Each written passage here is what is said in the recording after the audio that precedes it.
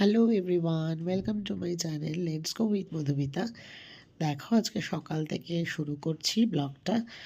তো এখন বাজে হচ্ছে 5:30। আমরা যে ট্রাভেলারের সাথে এসছি আমাদের এইমাত্র চা দিয়ে গেল, এই যে গরম গরম চা আর বিস্কুট। কিন্তু বাইরেটা তোমাদের দেখাচ্ছি, এক্সেসিভ ঠান্ডা। আমি কাশ্মীর গেছি, কাশ্মীরেও এই রকম ঠান্ডা আমি পাইনি। এক্সেসিভ ঠান্ডা, মানে জানি না একটা জ্যাকেটের কাজ হবে কিনা বা একটা সোয়েটার তার উপর জ্যাকেট পরলে কাজ হবে কিনা। এখন আমাদের জঙ্গল সাফারিতে যাওয়ার কথা। দেখো এই জিপ চলে এসছে আমাদের এখানে, কিন্তু জিপ সাফারি হয়, এলিফেন্ট সাফারি হয়, এলিফেন্ট বাথও হয়, কিন্তু আমাদের কাছে যেহেতু সময় কম ছিল আমরা জিপ সাফারিটাই চুজ করি। দেখো আমরা এখন সাফারি করতে যাব, এই গাড়ি এসছে, গাড়িতে বসেছি সবাই। বাজে হচ্ছে 6টা। ঠান্ডা আমার এটাও কমছে না। দেখো আমরা তো বেরিয়ে পড়েছি, কিন্তু আমার মাম্মাকে আর আমার বাবাকে আমরা হোটেলে রেখে গেছিলাম, কারণ এখানে নর্মাল টেম্পারেচারই ছিল 1 ডিগ্রি। আর আমরা জানি যে জঙ্গলের ভেতরে টেম্পারেচার আরও কমে যাবে, আর এই হুটখোলা জিপ যেহেতু প্রচণ্ড হাওয়া, তো আমরা ভাবলাম যে বাবাকে আর মাম্মাকে হোটেলে রেখে যাওয়াটাই বেস্ট হবে। তো দেখো সকাল সকাল বেরিয়ে পড়েছে, এখন আমাদের জিপ সাফারি শুরু হবে। জিপ সাফারি প্রাইজের কথা বলি, এখানে জিপ সাফারিতে আমাদের ইন্ডিয়ান রুপিজে এক একজনের 500 টাকা করে লেগেছে। আর এরা হোটেলেই জিপ পাঠিয়ে দেয় এবং সেখান থেকেই ওরা নিয়ে যায় চিতওয়ান ন্যাশনাল পার্কে। তো এখন আমরা রাস্তা দিয়ে যাচ্ছি, এখন আমরা ঢুকিনি ফরেস্টে। চিতওয়ান ন্যাশনাল পার্ক এটা কিন্তু নেপালের একটা অন্যতম ফরেস্ট। এখানে বিখ্যাত হচ্ছে সিঙ্গেল হর্ন রাইনোসরাস, মানে একশৃঙ্গ গন্ডার। আর সাথে এই ফরেস্টে কিন্তু রয়্যাল বেঙ্গল টাইগারও রয়েছে 128টার মতো, আর প্রচুর হরিণ রয়েছে। যেহেতু আমরা সকাল সকাল বেরিয়েছি, প্রচুর ফগ ছিল, তো ভীষণ ভীষণ ঠান্ডাও ছিল।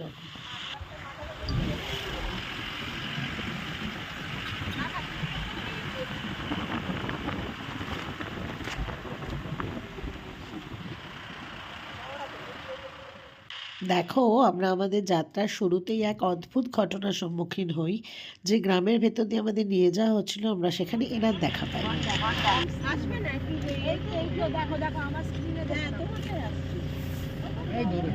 না গো, আসছে আসছে, সব মোবাইলে আসবে, জুম করে নাও। একটু আগাও ভাই, একটু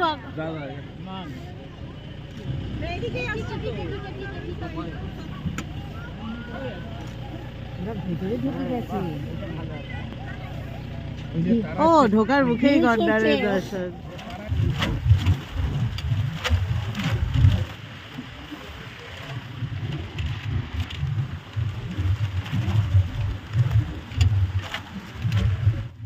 দেখো নেপাল পুলিশের চেকপোস্ট পেরিয়ে আমরা ফরেস্টে তো ঢুকে পড়ি, আর এই যে দেখছো পেছনে, ইনি হচ্ছেন আমাদের গাইড।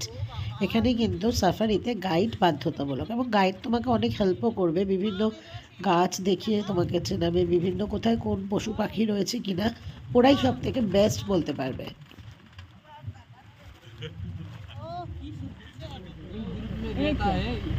इसका नाम क्या है, क्या कौन? नेपाली है।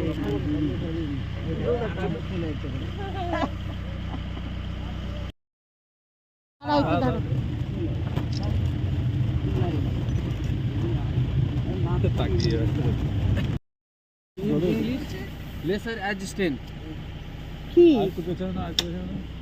ও ওয়াও, গরুর পাখি। নিশ্চয়ই ভাবছো তোমরা জঙ্গল সাফারিতে হঠাৎ করে জঙ্গলের মাঝে নেমে পড়লাম কেন, আর এরকম হাঁটাই বা শুরু করলাম কেন। প্রথমে যখন আমরা শুনেছিলাম যে এখানে নামিয়ে দেবে ওরা এবং আমাদের হেঁটে ভেতরে দেখতে যেতে হবে খাঁচাবন্দি বাঘ, আমরাও খুব মর্মাহত হয়েছিলাম।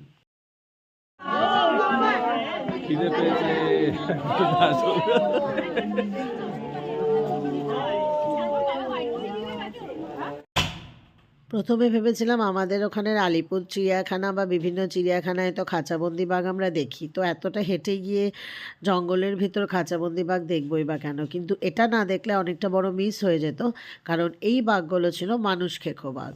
দেখেছে খাঁচাটা ফুল প্রোটেকশন দেয়া। আসে এটা দেখতে এসছি। এই যে ওয়াচ টাওয়ার, এটার থেকে দাঁড়িয়ে এই খাঁচায় বাঘ দেখতে হবে যে বাঘটা মানুষ খেয়েছিল। কেমন দেখলে রাজেশ? তবে আজকে ভীষণ ঠান্ডা, ভীষণ ঠান্ডা। মানে আমি এর আগে উত্তরবঙ্গে করেছি জঙ্গল সাফারি, সেটাতেও ঠান্ডা পেয়েছি। আমি ওই নভেম্বর ডিসেম্বরেই করেছি, কিন্তু এখানের মতো ঠান্ডা আর ফগ কোথাও পাইনি। মানে অসম্ভব ঠান্ডা। সেই অনেকটা রাস্তা, 2.5 ঘন্টা ধরে এই সাফারিটা হয়। তোমাদের আমি সব ডিটেলস বলে দেবো। রাজেশ, সাফারিতে কত টাকা লেগেছে বলো? সাফারি থেকে 500 টাকা করে ইন্ডিয়ান রুপিস, 500 টাকা পার হেড। আর নেপালি রুপিস দিলে 800 রুপিস। 800 per head. হ্যাঁ, 2.5 ঘন্টা করাবে, পুরো জঙ্গলটা ঘোরাবে। আর 6টা থেকে শুরু হয়, তো আমাদের বেরোতে বেরোতে একটু লেট হয়ে গেছিলো, 6:30। তো দেখতে থাকো তোমরা। আমি বলছি এটা বাড়ি নিয়ে যা, আমি এসব করবো না। আমাদের ঘোরা কমপ্লিট, এবার আমরা বাড়ি ফিরবো, মানে হোটেল ফিরবো। মাম্মাকেও রেখে এসেছি, মাম্মাকে তো আর আনিনি, প্রচণ্ড ঠান্ডা। কালকে ঘুমের মধ্যেও বলছে আমি যাব, টাইগার দেখবো। দেখা যাক এখন যাওয়ার পথে কিছু দেখতে পাই কিনা। চিল ঠান্ডা।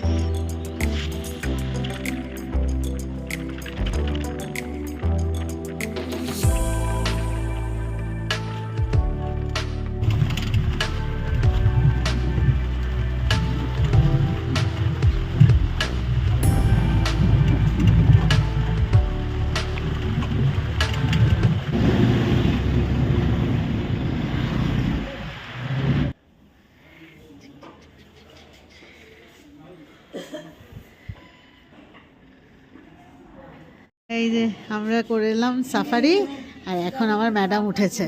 ঘুরে যাও। এই যে আমার ম্যাডাম উঠেছে। মামা হাই বলো। এই দেখো ম্যাডাম রেডি, ছবি তুলছি। এই যে হয়েছে সকালবেলা হোটেলে, এখন আর 1 ফোঁটা ফগ নেই, রোদ উঠেছে। এটা আমাদের সুইমিং পুলটা, এটা আমাদের হোটেলটা।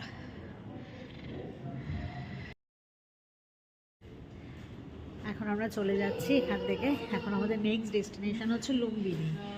তো লুম্বিনীতে যাব, রওনা দেবো এখন। এই হোটেলকে টাটা করার সময় চলে এসছে। এই যে আমার মাম্মা এসছে, আর এই যে রাজেশ।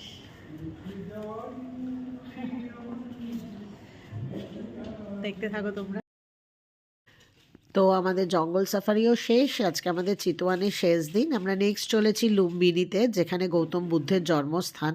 তো তোমাদের সাথে লুম্বিনীর ভিডিও আমি শেয়ার করব। তো আমার ভিডিওটা ভালো লাগলে লাইক, কমেন্ট, সাবস্ক্রাইব করো। সকলে সুস্থ থেকো, ভালো থেকো, দেখতে থাকো আমার ভিডিও।